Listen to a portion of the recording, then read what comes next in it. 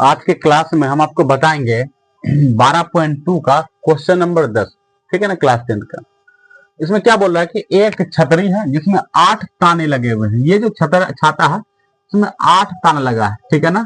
इसी को हम इस टाइप से बना देंगे। छाता को अगर चारों तरफ से आप करते हैं तो आप क्या हो जाता है, गोल हो जाता है। वो एक वृत्त के आकार का होता है। इसमें देखिए एक से लेके 8 तक ताना लगा। इसी को ताना कहा जा रहा है। ये जो है ये क्या कहा जा रहा है, ताना कहा जा रहा है। यही छतरी को क्या किया, ताने हुए, ठीक है। बोल रहा है कि जो बराबर दूरी पर लगे हुए, यानी बराबर दूरी पर लगे, सबके बीच का दूरी क्या बराबर है। बोल रहा छतरी को 45 सेंटीमीटर त्रिज्या वाला एक सपाट वृत्त मानते हैं। ये त्रिज्या ये से यहाँ तक गया है, ये जो यहाँ तक गया, इसका लंबाई दिया कितना दिया है, 45 सेंटीमीटर, यानी कि रेडियस दिया हुआ है। तो हम लिख सकते हैं छतरी का रेडियस क्या हो जाएगा, छतरी का त्रिज्या, है ना। यहाँ पे लिखते हैं हल। छतरी का त्रिज्या क्या दिया हुआ है, तो 45 सेंटीमीटर। त्रिज्या बराबर हम लिख सकते हैं ना 45 सेंटीमीटर। उसके बाद फिर क्या बोल रहा है ना, 45 सेंटीमीटर वाला एक सपाट वृत्त मानते हैं, मानते हुए इसकी 2 क्रमागत तानों के बीच का क्षेत्रफल निकाल ले।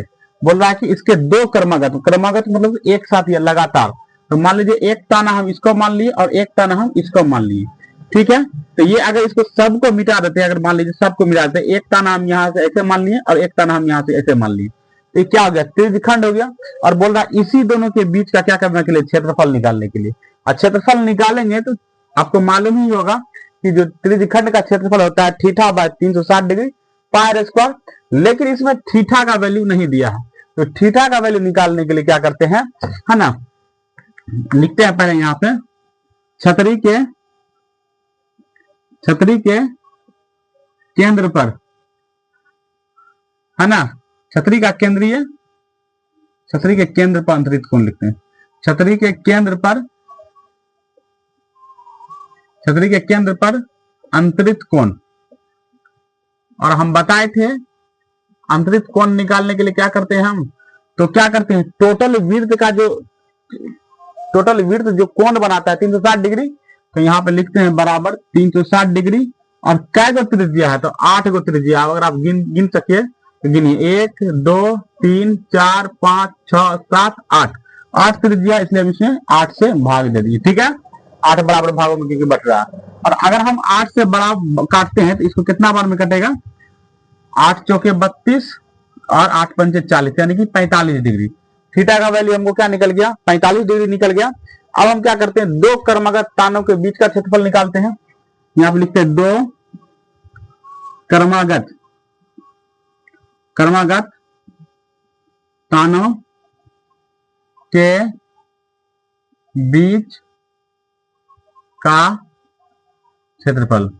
2 क्रमागत तानों के बीच का क्षेत्रफल, वही त्रिज्यखंड का क्षेत्रफल हमको निकालना है।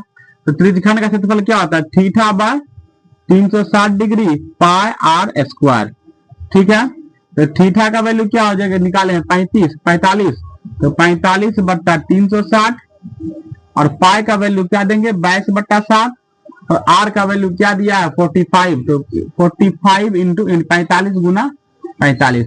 काट छाट कीजिए। 45 को अगर 8 बार में काटते हैं तो 360 होता है। इसको 2 से काटते हैं तो 4 बार में कट रहा है, 11 बार में कट रहा। अब तो कोई नहीं कट रहा, तो हम लिख सकते हैं यहाँ पे 11 गुना 45 गुना 45, और बट्टा क्या है 4 गुना 7, यानी कि 4 गुना 7। अगर हम इसको मल्टीप्लाई करते हैं, गुना करते हैं, तो 22,275 आएगा। कितना आएगा, 22,275 बट्टा 7 चौके 28, है ना, सेंटीमीटर स्क्वायर, यही आंसर आएगा। तो लिख सकते हैं अतः 2 क्रमागत तानों का क्षेत्रफल, यहाँ पे लिख देते हैं अतः, इसको मिटा देते हैं, लिख देते हैं यहाँ पे अतः 2 तानों के 2 क्रमागत तानों के बीच का क्षेत्रफल, 2 क्रमागत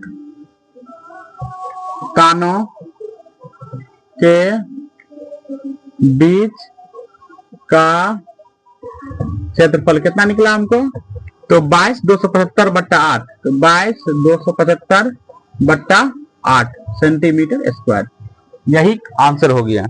आशा करते हैं हम जो पढ़ा है आपको समझ में आया होगा। अगर समझ में आया होगा तो वीडियो को लाइक कीजिए, सब्सक्राइब कीजिए, शेयर कीजिए। और किसी भी सवाल में कोई भी किसी भी तरह का प्रॉब्लम हो आप कमेंट में बताइए, हम आपके लिए स्पेशल वीडियो बनाएंगे। चलते हैं, जय हिंद।